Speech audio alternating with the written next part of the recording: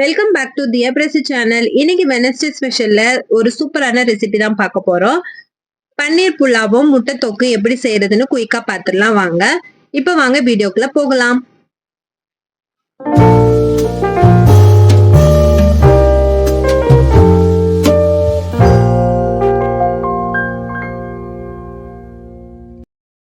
இன்னைக்கு இந்த ரெசிபி பண்றதுக்கு நான் இன்னைக்கு 3 பெரிய வெங்காயம் ஸ்லைஸா கட் பண்ணி வச்சிருக்கேன்.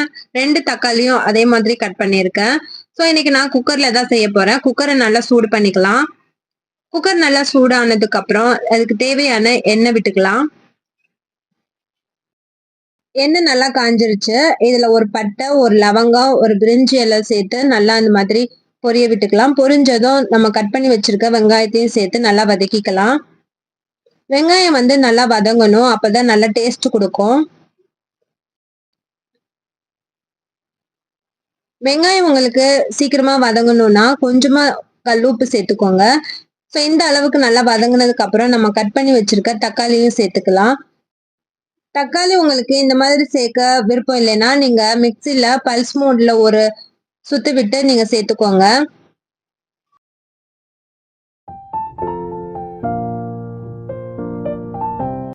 தக்காளியும் வெங்காயமும் ஓரளவு வதங்கிடுச்சு. இப்போ ஒரு ஸ்பூன் அளவுக்கு இஞ்சி பூண்டு பேஸ்ட் சேர்த்துக்கலாம்.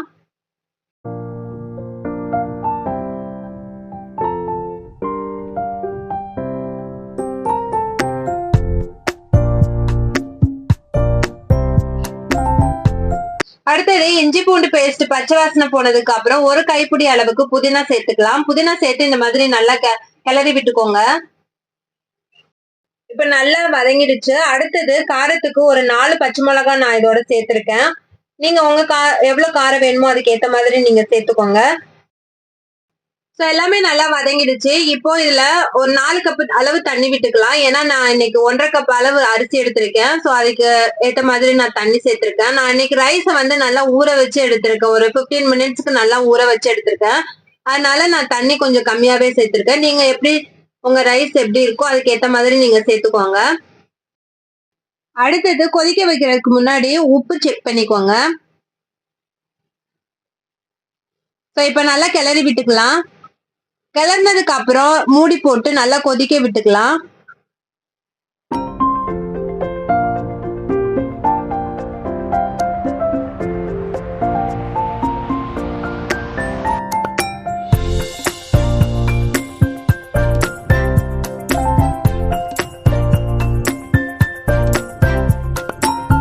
ஸோ தண்ணி நல்லா கொதிக்கட்டும். அதை நல்ல வேற அடுப்புல நம்ம மாத்தி வச்சுக்கலாம். இப்போ வந்து பன்னீரை வந்து நல்லா ஃப்ரை பண்ணி எடுத்துக்கலாம். அதுக்கு கொஞ்சமா ஆயில் விட்டு 1 ஸ்பூன் அளவுக்கு நெய் விட்டுக்கலாம். நெய் நல்லா காஞ்சதுக்கு அப்புறம் முந்திரி பருப்பு ஒரு அரை கைப்பிடி அளவுக்கு நான் சேர்த்திருக்கேன்.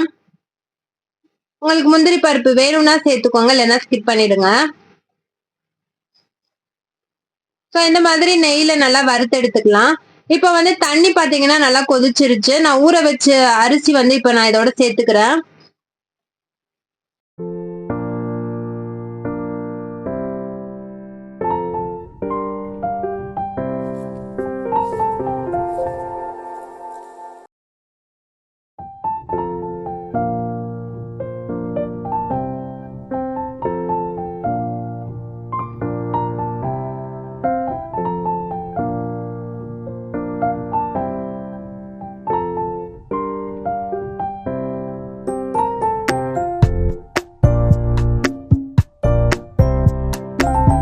ஸோ ரைஸ் போட்டு ஒரு 5 மினிட்ஸ்க்கு நல்லா மூடி வச்சிடலாம்.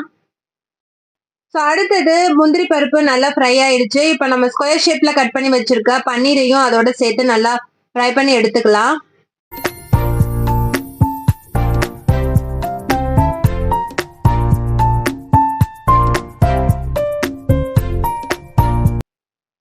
இப்ப ரைஸ் வந்து ரெடி ஆயிடுச்சு. நான் ஒரு விசில் வைக்கல. விசில் வர்றதுக்கு முன்னாடி நான் ஆஃப் பண்ணிட்டேன்.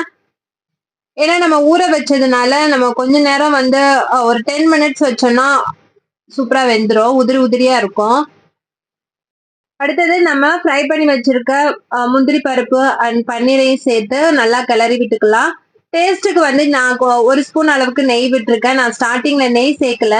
ஸோ இப்போ விட்டுருக்கேன். உங்களுக்கு வேணும்னா சேர்த்துக்கோங்க. அது மேல கொஞ்சமா புதினா சேர்த்துக்கலாம். நான் இன்னும் அடுப்பு வந்து சிம்ல தான் வச்சிருக்கேன். இன்னும் கொஞ்சம் லைட்டா வெந்துருச்சுன்னா நல்லா இருக்கும். ஸோ புதினா, நெய் எல்லாம் சேர்த்ததுக்கு அப்புறம் அகைன் நான் மூடி வந்து ஃபுல்லா நான் மூடல. நான் சிம்லயே வச்சு ஒரு 5 மினிட்ஸ்க்கு வச்சு எடுத்துக்கிறேன். ஸோ அடுத்தது நம்ம முட்டை தொக்கு ரெடி பண்ணிடலாம். முட்டை தொக்குக்கு ஃபர்ஸ்ட் சிக்கன் மசாலா வந்து நான் இது மாதிரி சேர்த்திருக்கேன். அதுக்கப்புறம் பாத்தீங்கன்னா நம்ம பாயில் பண்ணி வச்சிருக்க எக் இதோட சேர்த்து அந்த மசாலா வந்து அதுல சேர்ற மாதிரி இது மாதிரி ஃப்ரை பண்ணிக்கலாம்.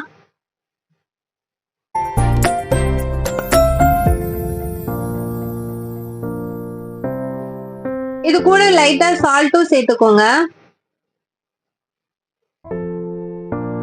ஸோ பாத்தீங்கன்னா இப்ப எக் ரெடி ஆயிடுச்சு.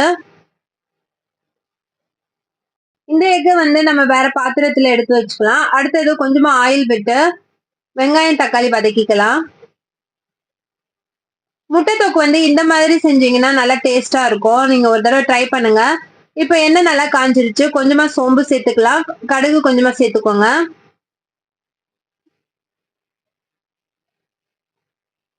ஸோ நல்லா பொரிஞ்சதுக்கு அப்புறம் கருவேப்பிலை கொஞ்சமா சேர்த்துக்கலாம்.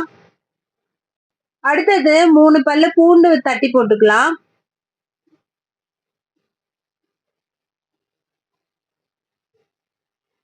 ஸோ அடுப்பை வந்து எப்போதுமே சிம்மிலே வைங்க. இல்லைன்னா சோம்பு வந்து கருகிடும். அடுத்தது நம்ம கட் பண்ணி வச்சிருக்க ஆனியன் இதோட சேர்த்துக்கலாம்.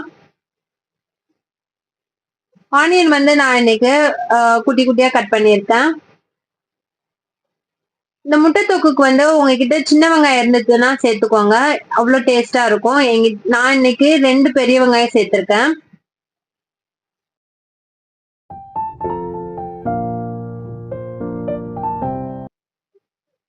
ஸோ வெங்காயம் வந்து இந்த அளவுக்கு நல்லா வதங்கினதுக்கு அப்புறம் கட் பண்ணி வச்சிருக்க தக்காளியை இதோட சேர்த்து நல்லா வதக்கிக்கலாம். தக்காளி வந்து நான் இன்னைக்கு கொஞ்சமா தான் சேர்த்திருக்கேன். முட்டை தொக்குக்கு வந்து தக்காளி எப்போதும் கம்மியா சேருங்க. அதிகமா சேர்த்தீங்கன்னா ஒரு மாதிரி புளிப்பு தன்மை வந்துடும். ஸோ ரெண்டும் நல்லா வதங்கிடுச்சு.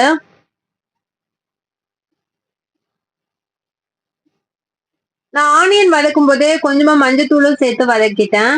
ஸோ நீங்களும் அது மாதிரி சேர்த்துக்கோங்க.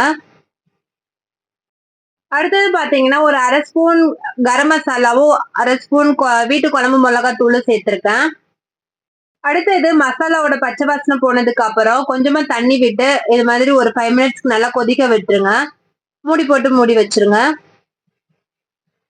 இப்ப பாத்தீங்கன்னா நல்லா மசாலா எல்லாம் கூடி வந்துருச்சு. இப்ப இந்த ஸ்டேஜ்ல நம்ம ஃப்ரை பண்ணி வச்சிருக்க எக் இதோட சேர்த்துக்கலாம். ஸோ ரைஸும் நல்லா செட் ஆயிடுச்சு. நான் இப்போ வந்து ஸ்டவ் ஆஃப் பண்ணிட்டேன். நான் குக்கர் வெயிட் போட்டிருக்கிறதுனால நான் வந்து விசில் வச்சு எடுக்கல. நான் சும்மா தான் போட்டிருக்கேன். ஒரு தம் போடுற மாதிரி தான் போட்டிருக்கேன். ஒரு 5 மினிட்ஸ்ல நான் ஆஃப் பண்ணிட்டேன். ஸோ அகைன் நான் ஒரு 1/2 ஸ்பூன் அளவுக்கு நெய் விட்டு ரைஸோட நல்லா கிளறி விட்டுக்கலாம்.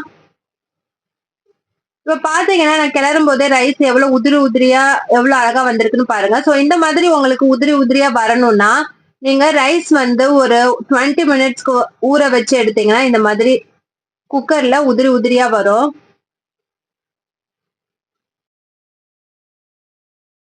சோ அவ்வளவுதான், ரைஸ் வந்து ரெடி ஆயிடுச்சு. அடுத்தது நம்ம முட்டை தொக்கும் ரெடி ஆயிடுச்சு. இப்ப நம்ம ஸ்டவ் ஆஃப் பண்ணிடலாம். ஆல்மோஸ்ட் எல்லாமே ரெடி ஆயிடுச்சு. இப்போ ஸ்டவ் ஆஃப் பண்ணிடலாம். அடுத்தது வெங்காய பச்சடிக்கு வெங்காயம் வந்து நான் ஸ்லைஸா கட் பண்ண போறேன். நான் 3 வெங்காயம் எடுத்திருக்கேன். சோ அதையும் ரெடி பண்ணிடலாம். வெங்காயம் ரைத்தாவும் ரெடி ஆயிடுச்சு. அவ்வளவுதாங்க இன்னைக்கு வெனஸ்டே லஞ்ச் ரெசிபி வந்து இவ்வளவு சிம்பிளா டக்குனு குயிக்கா செஞ்சிடலாம்.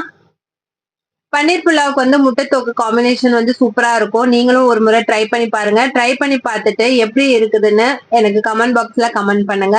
டேஸ்ட் வந்து வேற லெவலா இருக்கும். சிக்கன் பிரியாணி, மட்டன் பிரியாணியை விட டேஸ்ட் வந்து வேற லெவல்ல கிடைக்கும். ஸோ நீங்களும் இதே நான் சொன்ன மெத்தட்லயே ட்ரை பண்ணி பாருங்க.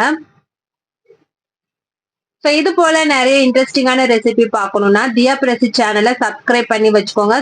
சப்ஸ்கிரைப் பண்ணிட்டு பக்கத்துல இருக்க பெல் ஐக்கான மறக்காம கிளிக் பண்ணிடுங்க. அப்பதான் நான் போடுற ஒவ்வொரு வீடியோட நோட்டிபிகேஷனும் உங்களுக்கு வரும். தேங்க்ஸ் ஃபார் வாட்சிங்.